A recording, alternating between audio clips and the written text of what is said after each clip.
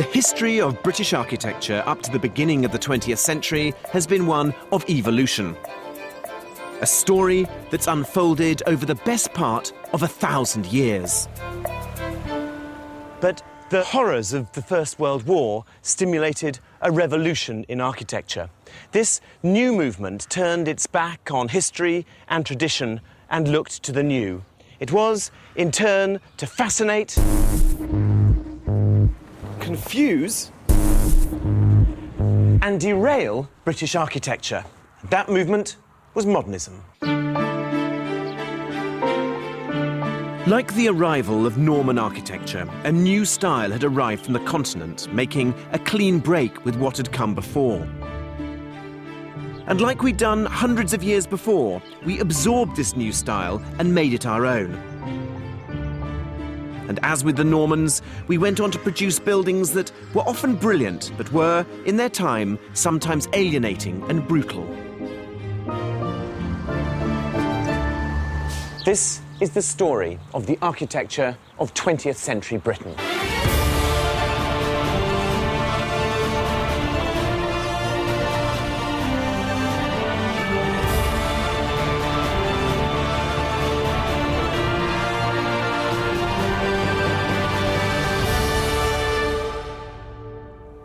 My view of British architectural history is one of evolution rather than revolution. But in the years immediately after the First World War, there were a close-knit group of thinkers, writers, designers and architects in Europe who turned their back on history and tradition. Why? Because they thought that those were the things that had caused the war in the first place.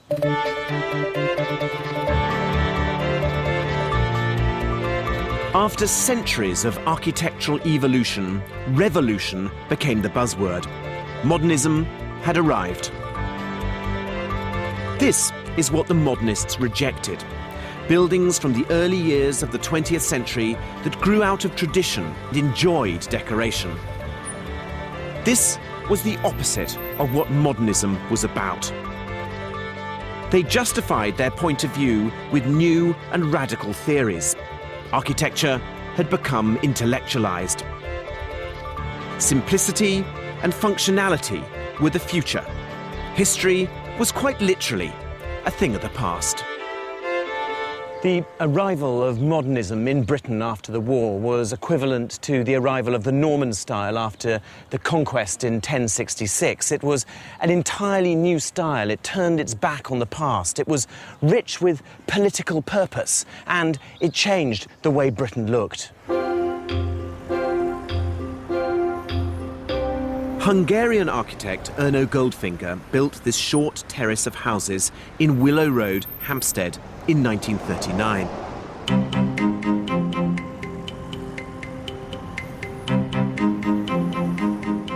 It caused a storm of controversy amongst the locals. Erno and his wife Ursula lived in the middle one. Here we can see how new ideas about how to build and how to live were put into practice by an idealistic and forceful character.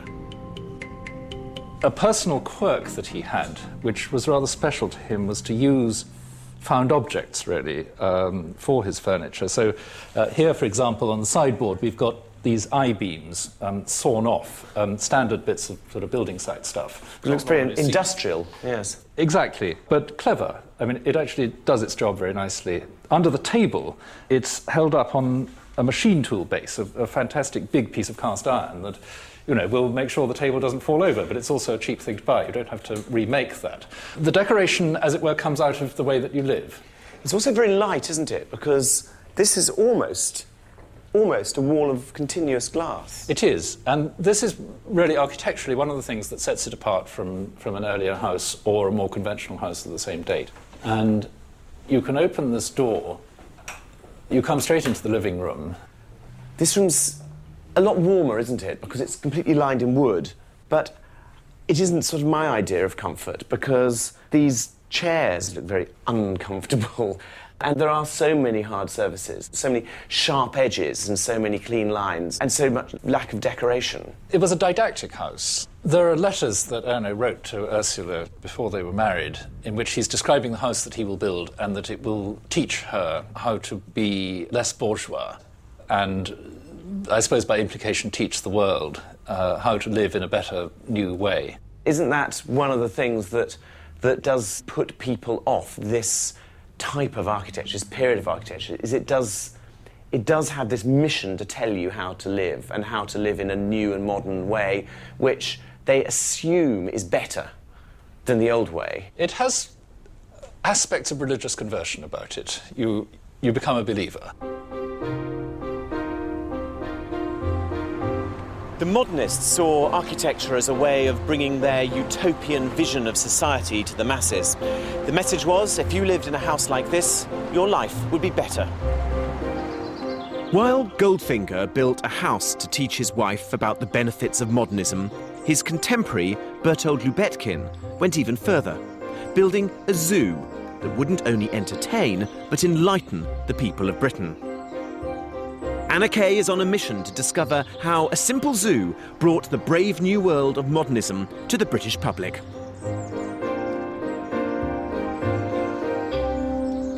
So what was Lubetkin trying to achieve here at Dudley? He was in fact an émigré from Soviet Russia, and in his view, architecture was about a lot more than just the building. In fact, he believed that architecture could change the world.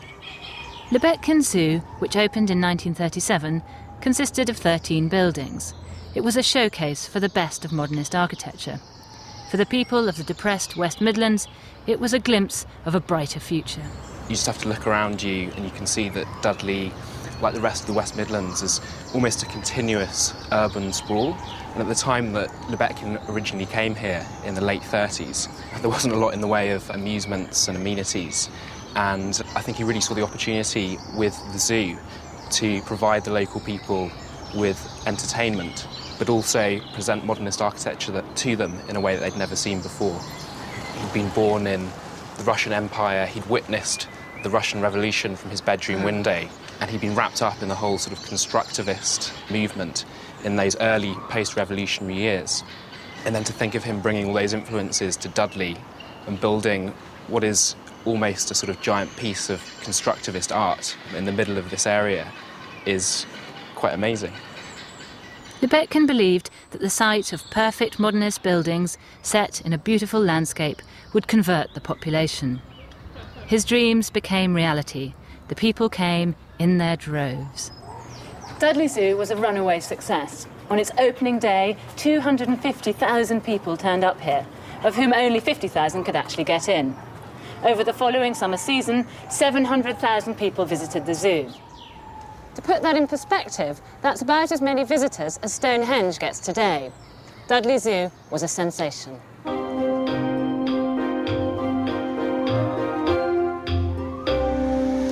Lubetkin Zoo was an announcement. For the people of Dudley in the 1930s, used to the overcrowded and sometimes unsanitary conditions in the town, it sounded a drum for a new, bright, sleek, clean, and above all, modern way of living. It was, if you like, the blueprint for a new world. But this was only the beginning. The modernists were very soon to have the opportunity to experiment on a massive scale.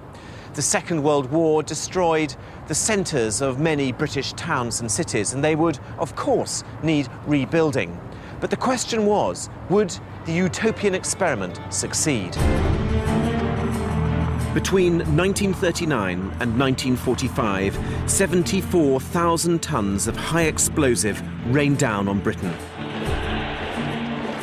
Hitler's aim was twofold: to cripple industrial towns, but also to demoralise the population by destroying historic buildings and landmarks. The city of Coventry was a major target, and by the end of the war, over 1,500 people had been killed. In the aftermath, the survivors needed reassurance that life would return to normal. Central to the effort to reclaim a sense of normality was the reconstruction of the cathedral. And in my opinion, it was here that one of the great successes of post-war rebuilding took place. the city was faced with a dilemma. Should they repair this beautiful medieval structure, or should they build a new one in an entirely modern style?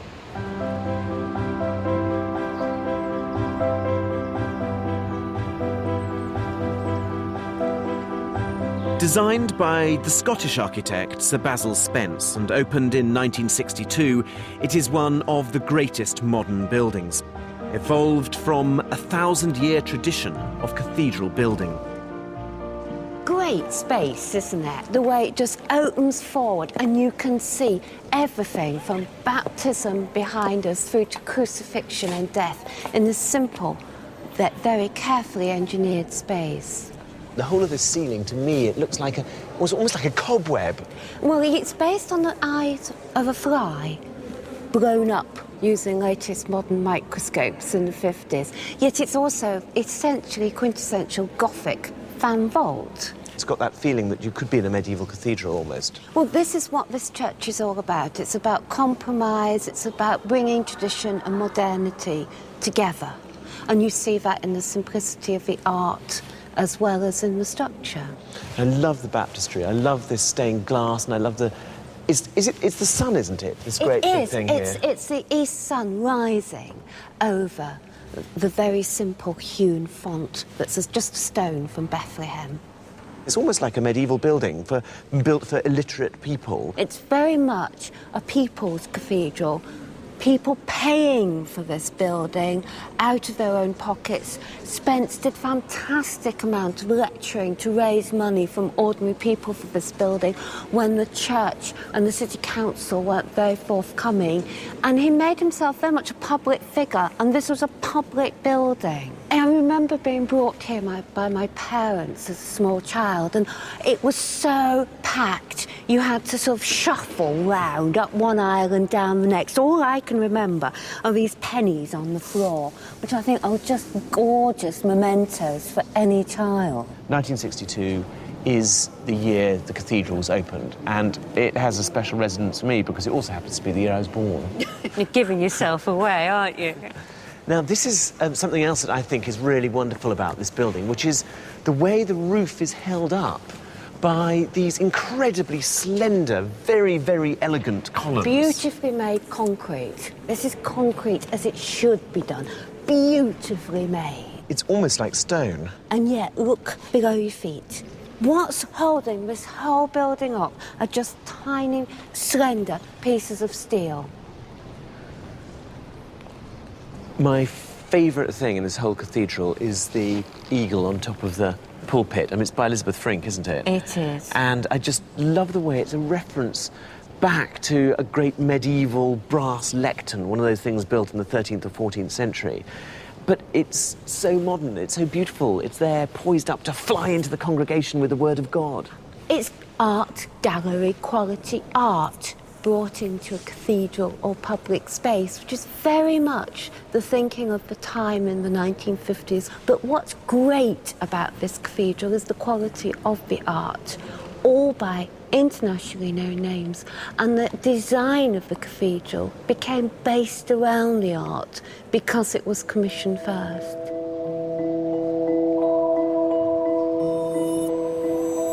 Although superficially there isn't much connection stylistically between the burnt-out ruin of the old cathedral and Basil Spence's gleaming new cathedral, I think in reality there is, because what Spence created was recognisably in the tradition of the great medieval cathedral builders. One of the factors behind Coventry's success was that the architect talked to the people who'd use it. In fact, a large proportion of the funding was provided by the people of Coventry. But in post-war Britain, that was the exception rather than the rule. I think the most important characteristic of architecture after the war was the fact that it was the architecture of the state. Everything was being nationalised. There were huge areas of our towns and cities that had been destroyed by bombs, and it was necessary for the state to act. And this meant that architectural patronage was concentrated in the hands of the local authorities and of central government. There were virtually no private patrons at all. And this fundamentally influenced the shape of what was actually built. The post-war period was an era of optimism, ambition and innovation in the way architects thought about buildings. And it was in Britain that a totally new, austere, almost fundamentalist vision of modernism was born. This movement, called the New Brutalism, was born out of the work of the fiercely intellectual architect couple Peter and Alison Smithson. The Smithsons burst onto the scene in the 50s as the iconic angry young architects. They set out to provoke, outrage and cross swords with the architectural community. Their first commission was for Hunstanton School in North Norfolk. It was a shot across the bows of an architectural community that they viewed as staid and conservative. It was, in fact, the architecture of rebellion. Here, the Smithsons set out to build a new type of school. They wanted to get away from contemporary school styles that they regarded as being slightly twee. But this building is much more important than that, because they were also setting out to build a new type of architecture, a style that we call brutalism, and this is the first brutalist building. It was a style that was very intellectual, it was very theoretical. In fact, so theoretical that the Smithsons didn't even visit this site before they designed this building.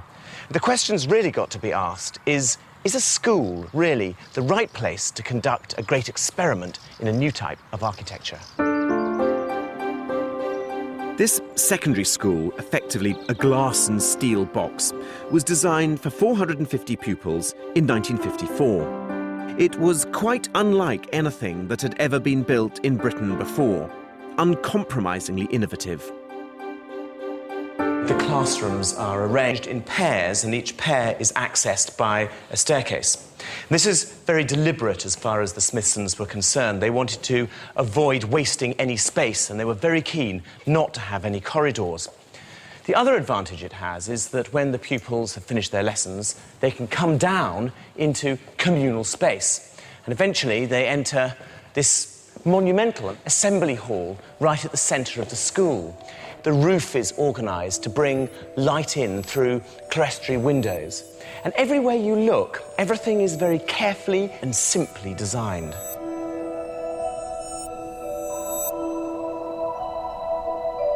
In the late 50s, this was boys' lavatory number 5, and it's a good place to come to see how the extreme leanness of the design here works. Of course, this building was built in a period of post-war austerity. Building materials were still rationed. And so when you look at a lavatory cubicle like this, it's actually made of pieces of piping just screwed together and fixed into the floor. Very simple, very cheap. Same really goes for the basins. Now, these basins have been replaced, but they're all bolted onto an L-shaped girder. And when it comes to getting rid of the waste, it's not in a continuous copper pipe, because copper's an expensive material. It actually disgorges into a ceramic trough.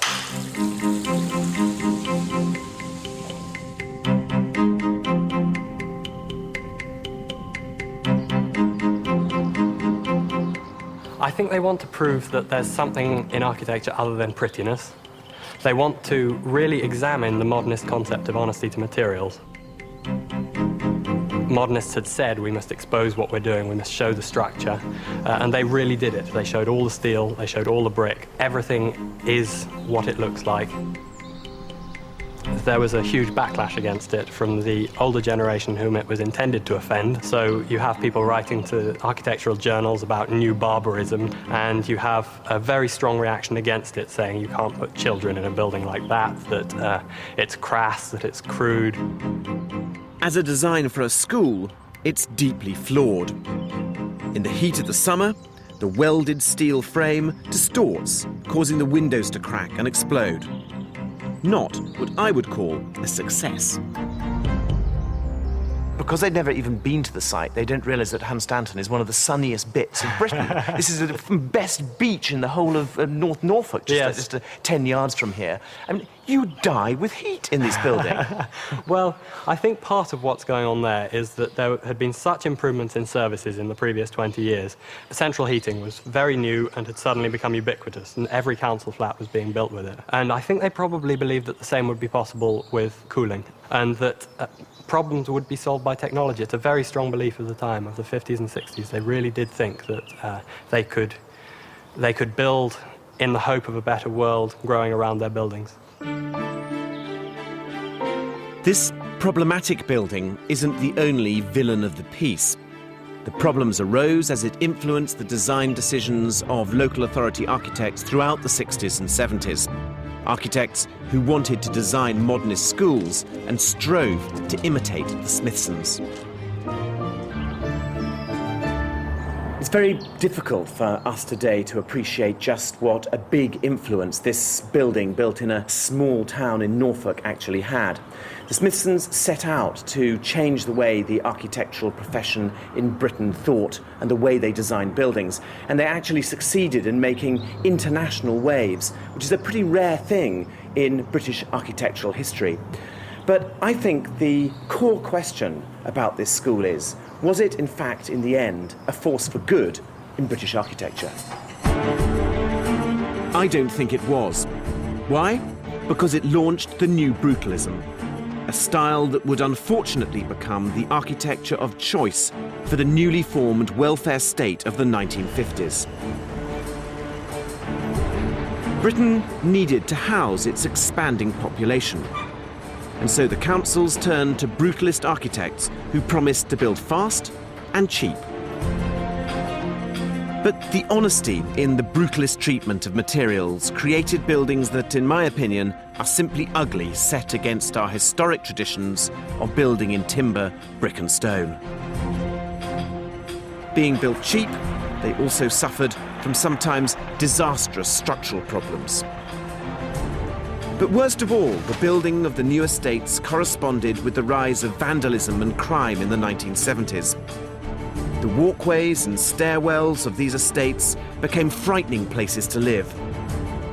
And it was into this rapidly worsening scenario that the Smithsons stepped with one of their later commissions. In many ways, the Smithsons were the great British gurus of modernism. They wrote extensively, and their writings were perceived on the continent as being the great intellectual justification for British modernism. But in Britain, they built very little. So the question is, what happened when they got a really important public commission?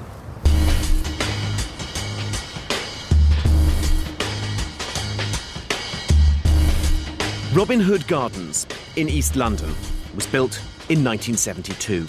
It encapsulates everything that I think is bad about cheaply built concrete estates. It consists of 2 blocks containing 214 flats, providing high-density housing for over 1,000 people.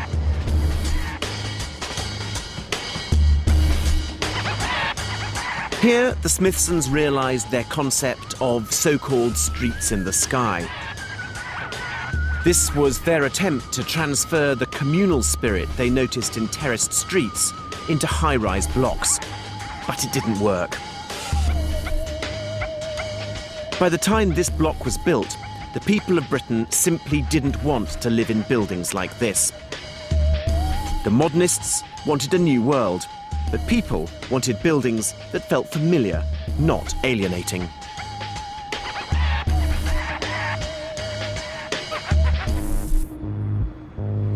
It would be very unfair to try and judge the whole modernist movement on the basis of this scheme, which was very badly flawed for various reasons. But it has to be said that it spawned a whole series of developments that went on to rape our towns and cities. These buildings were made of grey, unyielding concrete in towns that were generally full of mellow brick and stone. They were tall with block-like structures in townscapes that were low and picturesque. And they came together with road schemes that tore up the historic street pattern.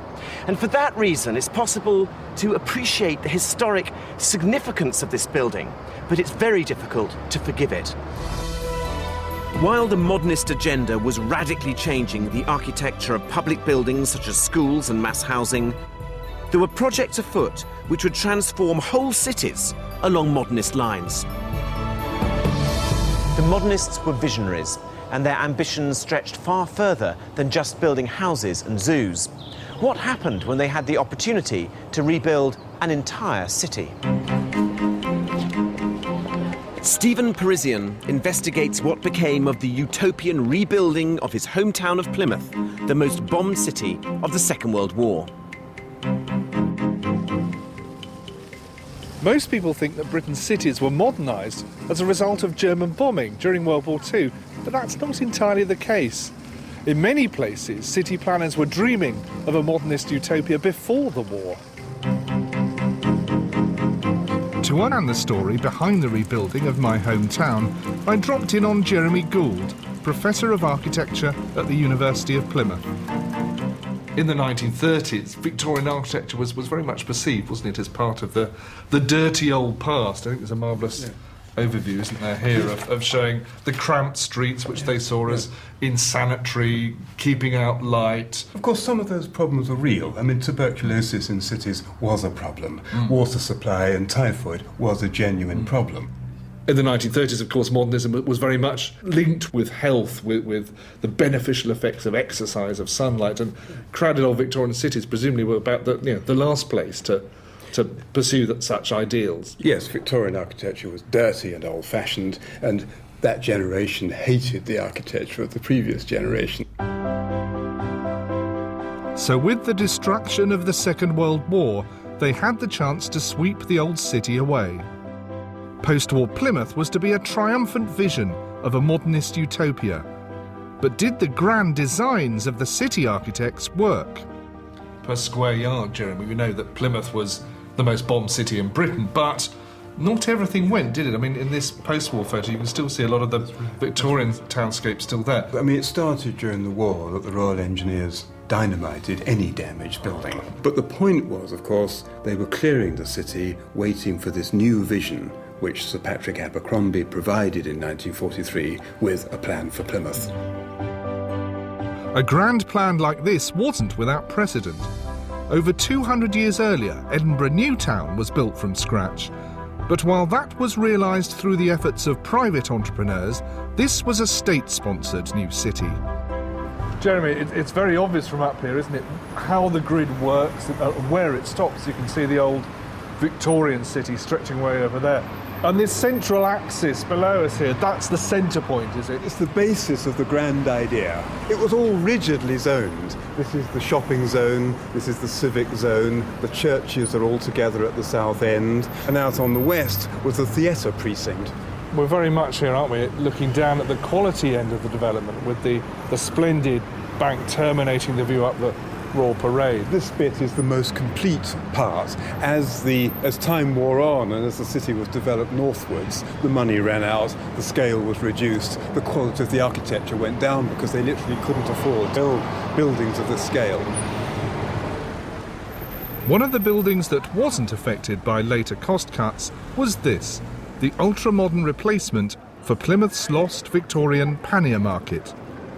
Jeremy, brave new Plymouth still incorporated key elements of the Victorian city, didn't it? Yes, it did. The pannier market was a great tradition in the pre-war city, and this was the new version replacing the bombed old one. And of course, it's made of new materials, off-shutter concrete. It's far from mean, isn't it? It's a very dramatic interior, very light, very high. Yes, it's terrific. It's a sort of cathedral, if you like, to commerce, and it's made of thin vaulted concrete, a revolutionary structure for its time.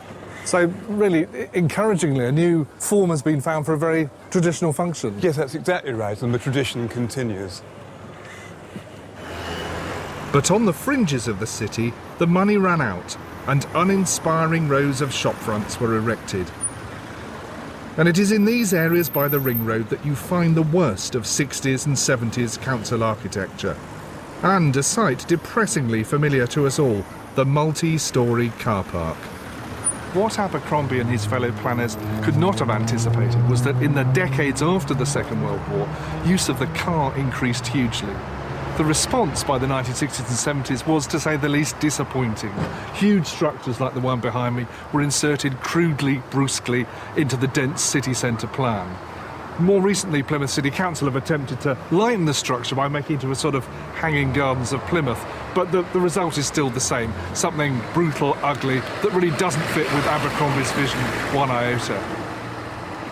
Although I'm being quite rude about much of the architecture that was put up immediately after the Second World War, it was actually very exciting. It was an extremely exciting period. Building materials were very scarce, and this meant that engineers had to push their art to its very limits, and it meant that some buildings were created that were really structurally quite extraordinary. In fact, some of the best post-war buildings were constructed out of concrete. Ed McCann visits Stockwell Garage to find out how the ingenious use of concrete overcame the post-war shortage of steel and produced one of the great buildings of Britain. In the years after the Second World War, London was a place of rebuilding and regeneration. Lots of things were going to change. It was a brave new world, and one of the things that was going to change was the way that people moved around. Before the war, the main means of public transport in town was the tram, and trams were viewed as rickety and uncomfortable and inflexible because they had to stay on the rails. And the answer to this problem was going to be the bus. It's hard for us to imagine now, but the bus was going to be the great bit of technology. They were fast, they were flexible in that they didn't have tracks, and people liked them a lot. And in the same way that the trains of the 19th century had to have their cathedral terminuses, so did the buses, and this is one of them.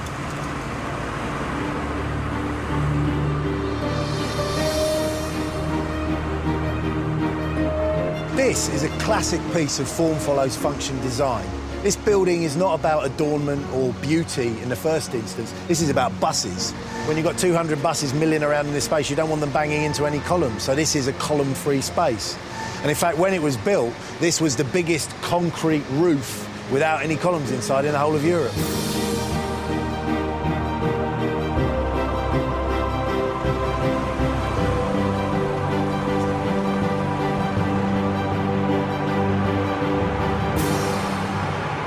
This building is a really high-quality piece. I mean, it's over 50 years old, but it feels like you're in a building that's 5 or 10 years old. If you look around you, there's little evidence of stuff falling apart, and as you look closer, you realise, they did this very, very carefully. I mean, the surfaces are all extremely hard-wearing. It's a low-maintenance piece. It's been adapted and is adaptable, so it's been very well considered. Post-war Britain was struggling to offset the war debt through exporting all of its steel. So concrete was the material of choice for big buildings like this. But where did the designers get the inspiration for the roof? Comparison with a cathedral is hard to avoid here. I mean, we see a lot of elements that we see when we look at cathedrals. We've got arches and vaults laid on top of other arches and vaults. Rather like in the sort of Gothic and Romanesque cathedrals, the way that the arches hit the ground allows us to have these huge windows letting light into the spaces. And the way it works is we have these great big 180-foot span arches going from side to side with a series of smaller barrel vaults between them working along the building. And at the end of these big arches, we have huge vertical loads. I mean, there's 400 tons coming down on each of these. Now, 400 tons is about 60 double-decker buses. And if you stack them all up, it'd be about as tall as the Eiffel Tower. Now, if this was a Gothic cathedral, I'd expect to see a great big buttress here, resolving the horizontal thrusts that come out of the arch. But there's none at all. And the reason for that is that on this building, the horizontal forces are brought down through these massive piers to a steel bar encased in concrete that sits under the ground there and runs right along, right to the other side of the building and stops the arch ends from popping out. These sorts of industrial buildings are my favourites. I really like their simplicity, their honesty and their basic functionality. I don't think they set out to make a pretty building. They didn't intend to at all. And yet, by paying careful attention to the structural function of the building, the span they had to cover, they've come up with what I think is a really beautiful roof structure.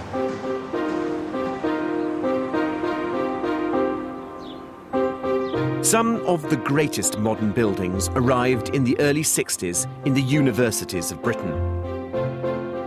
Finished in 1966, Arne Jacobsen's St Catherine's College, Oxford, was a triumph of modernism respecting tradition. His design was based on modernist principles, but the shape was based on the layout of medieval colleges. Jacobsen's genius was to design the college from the essential bell tower, through the buildings, right down to the cutlery in the refectory. But my favourite of the new universities has to be the University of East Anglia in Norwich, from 1968, designed by Dennis Lasden. I just love these ziggurats. I think they are fantastic. They're sculptural. They're one of the few pieces of modern architecture that I think just works like that. One thing that's very distinctive about Lasden's architecture is that instead of just designing an abstract solution to a problem, and then putting it down where there's a site available, he designs very specifically for a site. So in this site, there's a valley which slightly slopes in towards the middle, and he's designed the ziggurats to hug the side of the valley so that they get the beautiful views down to the Broad as they've now made it. So it's a very specific response to where there's the beautiful woodland and the water, and where there is a hillside which he builds onto. It couldn't be more unlike what the Smithsons are doing at Hunstanton School. They could have put it on Mars, it could have been in Spain, it doesn't really matter where it was. Absolutely. But this was built for here, which is why it's almost a piece of landscape. Yes, absolutely. It's at one with the landscape, and it emphasises the qualities of the landscape.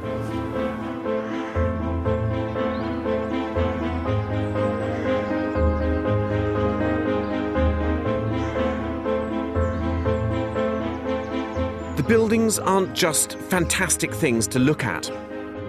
Lasden discussed the project thoroughly with his client, the Chancellor of the university. As a result, it's brilliantly designed as well. You get to the student rooms along these high walks, and every now and again the building is broken and your vision is funneled in and then outwards towards the landscape. It's incredibly theatrical.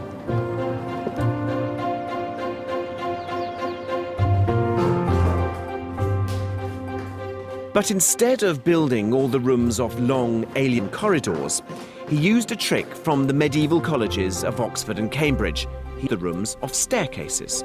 The priority was to fit the maximum number of rooms in, and so they're not particularly generous in size, but they have this very nice period fitted furniture. There's a little drawer under the bed. But the really tremendous thing is the view from the window. As you come into this relatively small room, your whole horizon, your whole perspective explodes outwards. It's a very, very democratic way of designing student accommodation. The undergraduates have the best view. This sort of concrete, steel and glass modernism is very, very easy to do badly, and it's very difficult to do well. In my view, the key to its success is when it relates properly to its context. And what UEA shows is that in the hands of a really great architect like Lasden, the modernism of the 1970s can be really, really successful.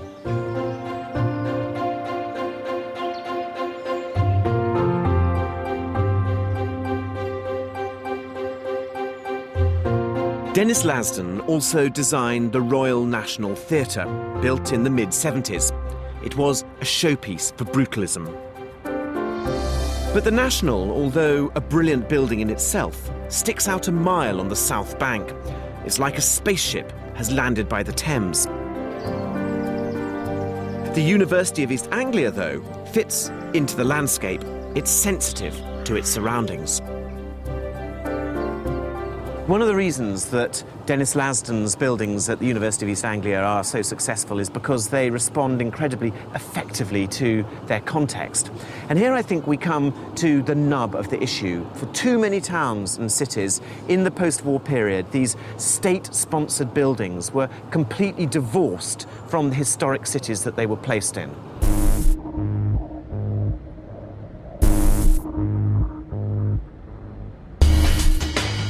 So, how do we manage to construct modern buildings in our historic city centres? And what kind of architecture will work for the 21st century? The real battleground over what is good and bad in post-war British architecture was the mass housing project. And one of the most controversial of these was the Barbican. Built by the Corporation of London during the 1960s and 70s, people have slowly learned to love it. With 2,014 flats across 40 acres, it's one of the largest estates in the capital. But when it was opened, the public were apprehensive about its uncompromising brutalism.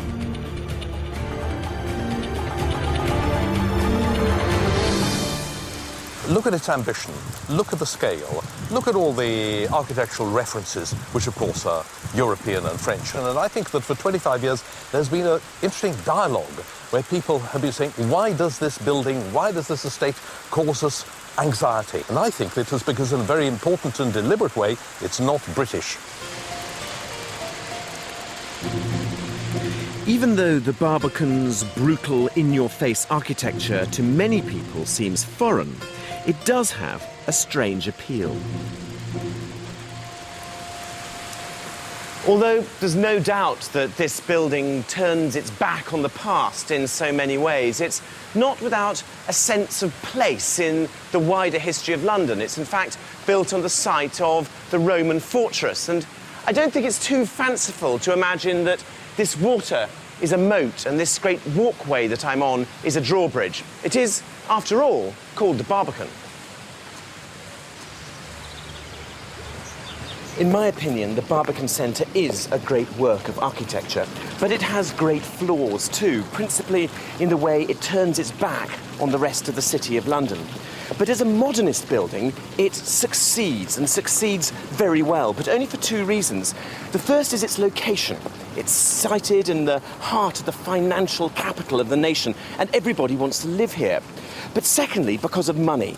The corporation has invested huge sums of money on maintaining and managing it, and without that, great residential modernist complexes like this simply don't succeed.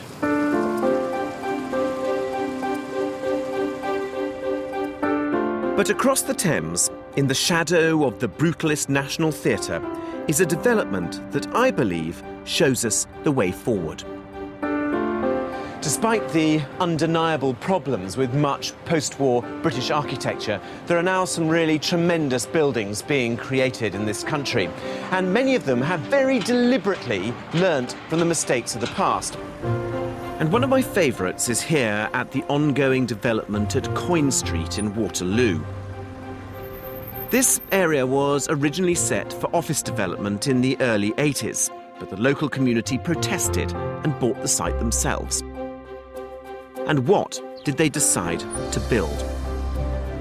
An updated version of the Georgian Square, made up of 59 houses and maisonettes.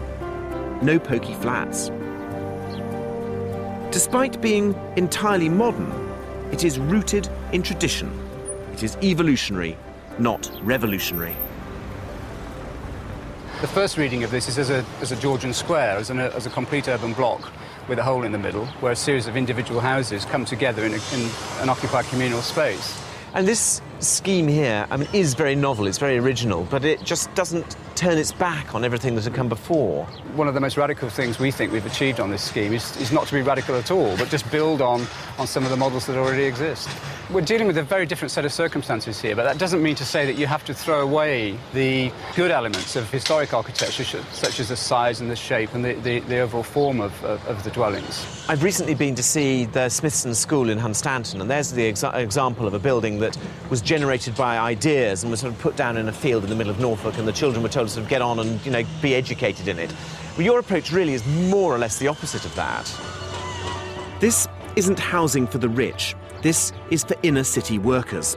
But they haven't been shortchanged. From the solar panels that heat the water to the neatly designed rubbish holders, this is top-quality architecture, not the cheaply built, over-intellectualized buildings like the Robin Hood estate. When post-war housing projects gave us a chance to build, we too often built ugly, alienating and cheap high-density tower blocks. Coin Street shows us that mass housing can work, that it can be a place people want to live in. It isn't pastiche, it draws on fundamentals derived from 1,000 years of architectural evolution. It's clear to me that modernism interrupted the great sweep of British architectural history, disconnecting architecture from those great buildings that had shaped Britain. But coming here to Coin Street, I feel a lot more optimistic. Here we have architects who are reconnecting with their past, producing buildings which I think will make Britain a better place to live in. And that is the story of British architecture. It's a story that springs from our dislike of revolution and our preference for evolution. It springs from our individualism. When we take new styles, we make them our own, we decorate, we embellish. It springs from the genius and the vision of individual architects and entrepreneurs, and not from the power and authority of the state.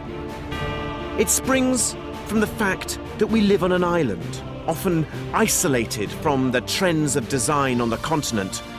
We make it up as we go along. And it springs from our innate inventiveness, our desire to experiment and innovate. This is how Britain's buildings were shaped. And those buildings now shape us.